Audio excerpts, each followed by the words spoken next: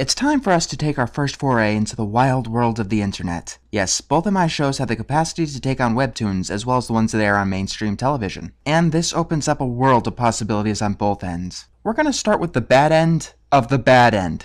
You might think that I'm making fun of some low-budget animated show that came out of the backwaters of the internet. You know, kinda like what I did with Dusk's Dawn. I am not. Ctrl-Alt-Delete is one of the most popular webcomics to this day. The creators of that comic not only wanted this webtoon to go on television, but they actually charged money for people to see it. And would you believe that not even fans of the comic like the show? I haven't seen the comics. In fact, before this review, I haven't even heard of the comics. But with a good webtoon like Eddsworld, you shouldn't have to read the comics to get the cartoon. Now, why am I doing this particular episode, Trilogy? Because a Ctrl-Alt-Delete episode barely cracks 5 minutes. In fact, part 2 of this trilogy is 4.5 minutes long. I originally thought that it was a butchered edit. In fact, it still might be, but I don't really know. All 3 of these together don't even hit 22 minutes. It takes an intro sequence and all 3 of them to hit 15. It starts with 2 guys driving a car. They toss a CD case out of it, and you've already realized the series' biggest problem. Its animation is horrible. In fact, that's pretty much going to sum up all the problems with the show.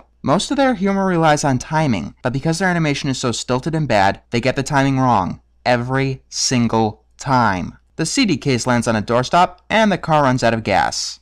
Out of a limo steps Jack Thompson. For those who don't know, Jack Thompson was a lawyer who had an obsession against video games. Yeah, he was one of those guys claiming that Grand Theft Auto was a murder simulator. This obsession actually got him disbarred a while back, and no one has heard anything from the guy since he sued Facebook back in 2009. What I'm saying is that this is horribly, horribly dated. Where are the plans you stole from my office? Biggest problem number 2. The voice acting is horrible. We just came out for some munchies. I don't think it's a stretch to say that I'd prefer Dusk Dawn over this. So cool! Cold even. I hope nobody will notice I left that hill snowy during last year wrap-up. If this is a food trip, then where are your groceries? Perhaps they haven't bought them yet. Yeah. Oh, but sorry. Phlegm. Oh yeah, this is a Star Wars parody because why the hell not? Jack tells whoever that is to tear the car apart and look for the plans. And then we get our intro sequence that tells us absolutely nothing about anything. This guy is Ethan. I know his name is Ethan because I had to look it up. I don't know why he went outside in a towel, and I don't know why he was fully clothed when he went back inside. He picked up the CD and identified it as a video game. Okay, let's check out the instruction manual. Help me, Benjamin Katarsky. You're our only hope. That's gotta be the flimsiest instruction manual I've ever seen. Someone hasn't played Home Improvement for the SNES. Anyway, Benjamin Katarsky turns out to be Ethan's neighbor. I fought in the console wars of the 80s. It's funny because it's a gaming reference, except it's wrong. The first real console war started in the 90s. I was a member of the Nintendo Knights, and a master of the ownage. And that's stupid. Yeah, it's pretty much the Force from Star Wars, except stupid. They put in the game and learn that it contains Jack Thompson's plan to destroy video games forever. Right. Then they randomly go back to Ethan's house because he wants to pack up or something along those lines. And he asks his housemate Lucas to borrow his car. And then they come across the robot Zeke. His origins and the rules regarding him are never explained in the animated series. Although I'm fairly certain that they go in depth with it in the comics. But it should be explained in the animated series so newcomers are not confused. So we're just gonna have to go along with the robot. And here's Jack Thompson's plan to destroy video games forever. You know, sometimes being stupid is pretty funny. Other times being stupid is just, well, stupid. You know, like the fact that it starts working. If it didn't work, and he was wondering why it didn't work, well, that might have been funny. Especially because you're trying to make fun of this guy. Lucas, Ben, and Ethan are driving to stop Jack's plan. Ethan says they should pick up his girlfriend because I really don't care. Let the ownage flow through you. But this makes no sense! Now I can't see the screen! And pointing that out fixes your joke because... Oh, that's right, it doesn't! They get to Lila's place of work, and Ben sees Jack. Games! Jack Thompson! Destruction!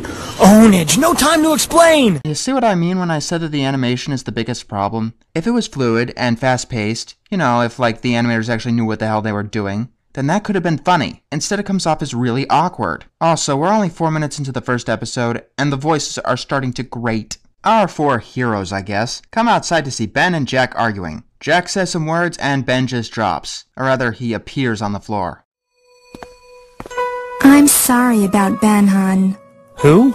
Or he's dead. Whatever. It happened in Star Wars, so it's gotta happen here, no matter how forced you gotta make it. Zeke tells them to destroy the billboard. Apparently attacking its legs could cause a chain reaction. I'm not joking. That's how they put it. And this is how they do it.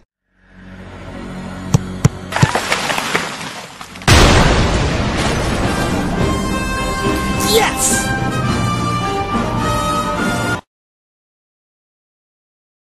I'm bored. Me too. It's a shame that we still have 2 more parts. That's right, you just saw what was the first of 3 parts. Let's see if the other 2 parts are any better. Don't hold your breath on that one because they're not. Part 2 starts with Ethan playing in an arcade when he runs outside after an ice cream truck. Unfortunately, it's winter. So cold. Can I cut you open and crawl inside? Yeah, I don't think anyone could have made that funny. The ghost of Ben appears in front of Ethan and tells him to go train with someone called Bobo, because parody. Then Jack Thompson drives up to them in his limo. So everyone makes their escape with some horrible jokes and some wretched animation. Ethan finds Bobo in some sort of computer lab. They tried to make him a parody of Yoda, but completely missed the point. Meanwhile, Jack Thompson is chasing down Lila and Lucas because why the hell not? I'll try. No, try. Do or do not. Preferably do, because feel like doing it for you, I do not.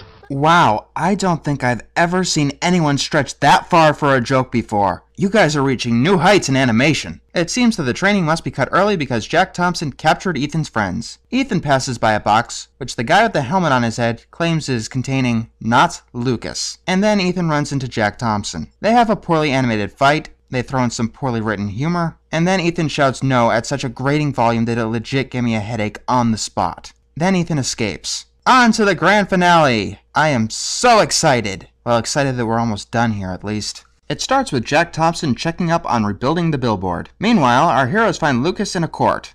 Judge. Lucas! You're going to get down with us. Don't them on nothing, bro. I've got absolutely nothing. It's been a while, but this has rendered me absolutely speechless. And as a tidbit, I had to write this review in 3 different sittings. That's how bad all of this is. Ethan comes in, asks the judge to let Lucas go, but that obviously doesn't work. Then he says he's a Nintendo knight, pulls out a Wiimote, and beats the judge up. I have no idea where he got that, how he learned to do that, or what region of their ass the writers pulled this out of. Oh look, Hillary Clinton. I still have no clue. Apparently she's Jack Thompson's boss. Ethan goes back to Bobo, and they have more half-assed attempts at comedy. It manages to freak Ethan out enough to get him to go home. I have no idea who that is. He's making a plan to destroy the billboard again, this time using a telephone pole. So they go out on their final mission. Ethan goes to Jack Thompson, and the other 3 try to take down the telephone pole. They do this by using the robot. It's just trying way too hard to be funny. You know, like putting Hillary Clinton on the toilet. You guys are lazy as hell. Hillary tells Ethan to take down Thompson because I don't know, and Ethan obliges. Then Jack takes down Clinton and falls down. Tell them I was killed by video games. And then the telephone pole kills him. Then the others watch the billboard burn. You know what? This doesn't even deserve an outro. I'll see you guys next time.